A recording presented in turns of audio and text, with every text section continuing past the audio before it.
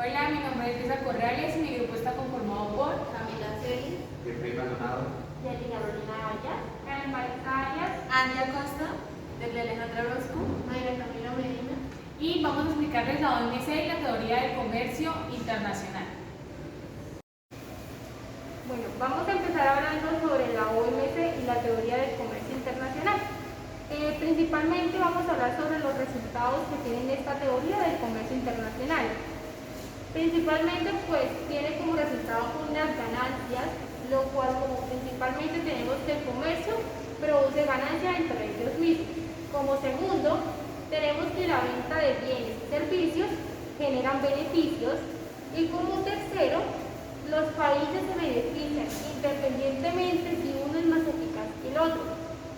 También tenemos unos resultados que son beneficios mutuos, es decir, que los países que participan en el comercio pues van a obtener unas ganancias. También tenemos que las ganancias superan las pérdidas. Ahora, ¿de dónde vienen las ganancias? Aquí es importante identificar que cuando hay una mejor utilización de los recursos y una especialización por las empresas, pues nos va a llevar a obtener mayores ganancias.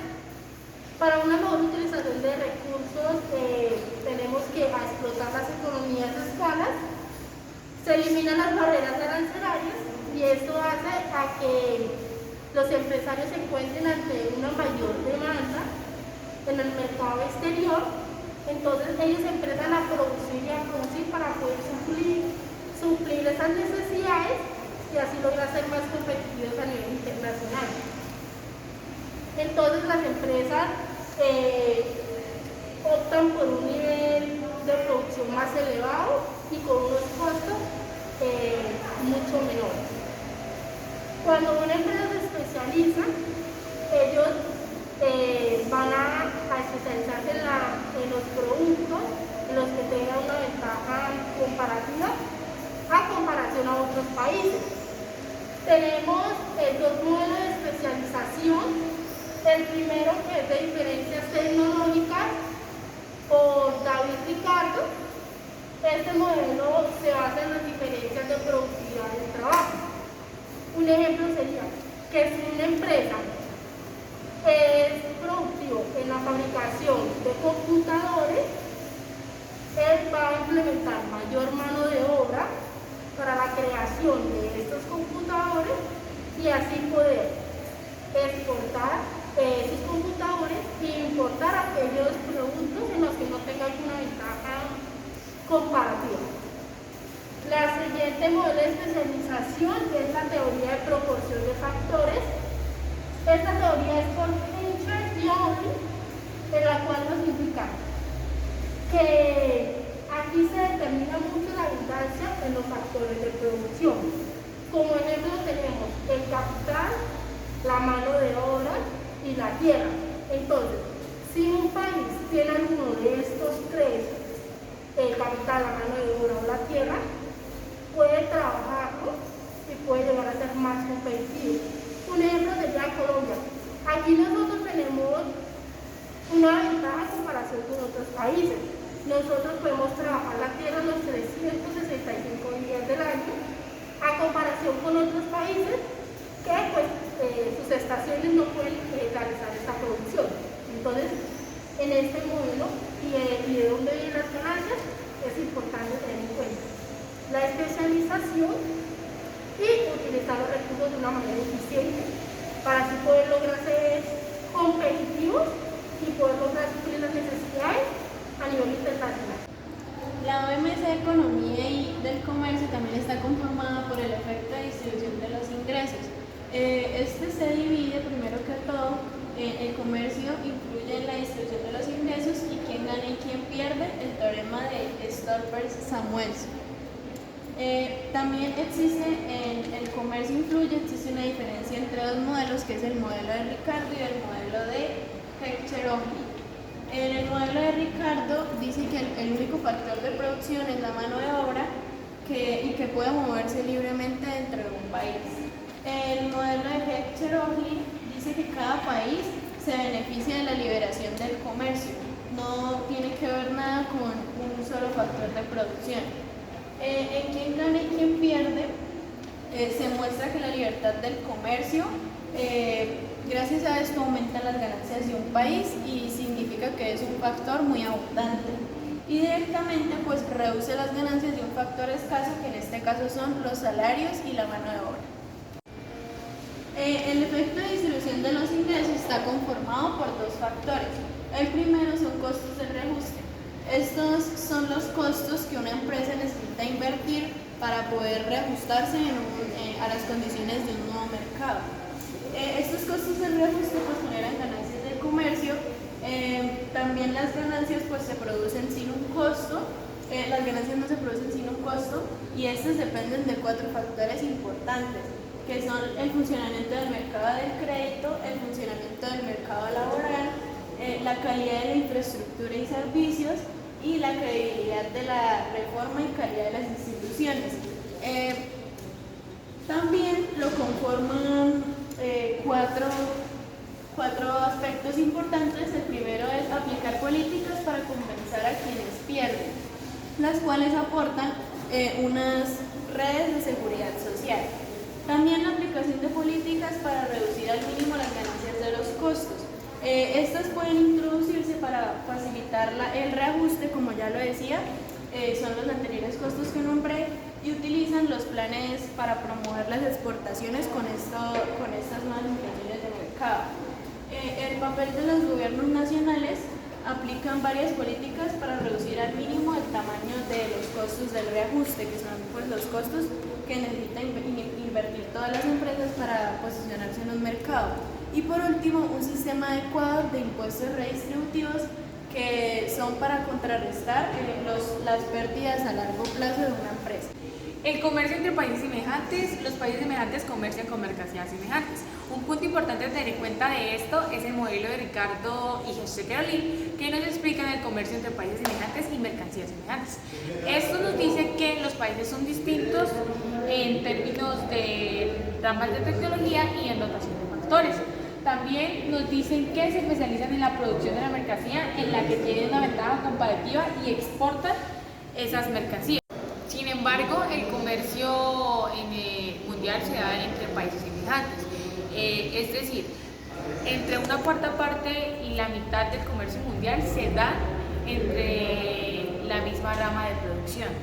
Bueno, vemos que el comercio dentro de una rama de producción se basa en las economías de escala. Tenemos que en muchas ramas de producción, en cuanto mayor es la escala de producción, más eficiente es esta.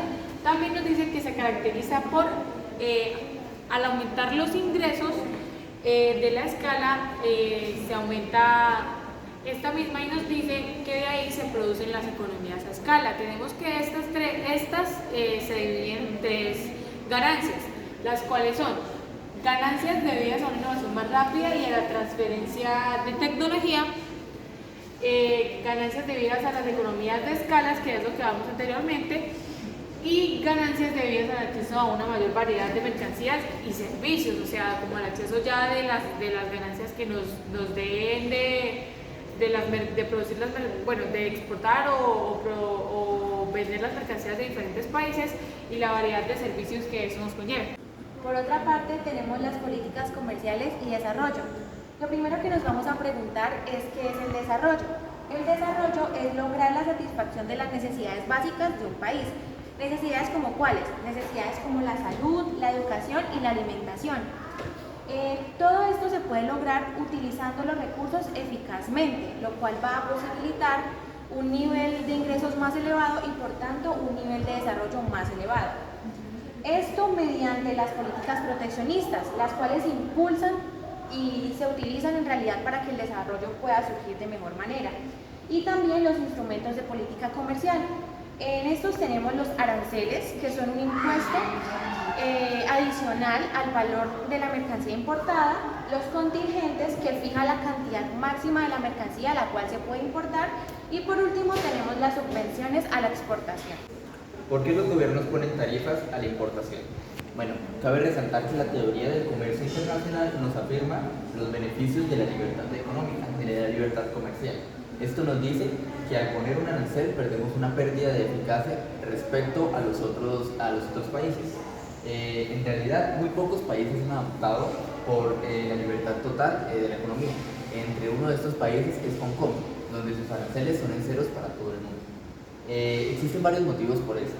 El primero es la justificación política económica, que se debe a las políticas proteccionistas, que son consecuencias de la defensa activa de ramas de la producción.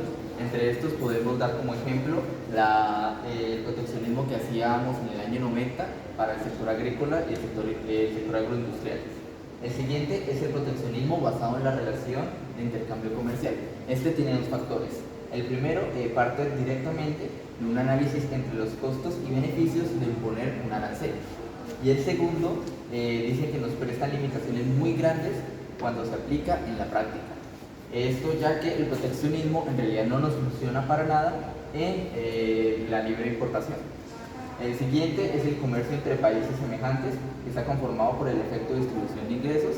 Y por último tenemos el proteccionismo basado en la industria naciente. Se basa en una protección temporal que puede ser necesaria. Este es el modelo aplicado económicamente para todo el mundo y pasó después de la Segunda Guerra Mundial. Bueno, ahora vamos con el proteccionismo basado en la política estratégica comercial. Bueno, para empezar, algunos de los países se caracterizan por tener una competencia imperfecta, de modo que solo hayan unos pocos grandes jugadores y así se puedan aumentar los beneficios. Bueno, esta competencia imperfecta puede producirse debido a que hay unos costos fijos muy elevados y con esto solamente unas pocas empresas pueden sobrevivir en este mercado. Entonces aquí llegamos a lo que es la subvención del gobierno, que se puede decir que una subvención del gobierno a una empresa nacional puede alejar a las empresas extranjeras para que así pues la industria nacional pueda como obtener las ganancias extranjeras. También tenemos la necesidad de un compromiso multilateral. Ya sabemos que la liberación del comercio está dividida en unilateral y multilateral. La manera unilateral produce ganancias, mas sin embargo se ha ido implementando mucho mejor los negocios internacionales y la manera multilateral. ¿Hay motivos para comprometerse con una liberación multilateral? Sí, existen tres motivos. Compromiso multilateral, el intercambio recíproco de acceso a los mercados y los compromisos internacionales. Alguno de los problemas también que enfrentamos es la incoherencia temporal. Este modelo implica que en caso de discreción o no compromiso con estabilidad de precios, tanto la tasa de inflación como la tasa de desempleo deberían ser no estacionarias. Este problema se puede resolver mediante unos compromisos internacionales. Estos darán credibilidad al anuncio del gobierno de que liberalizará el sector financiero y los bancos se reajustarán.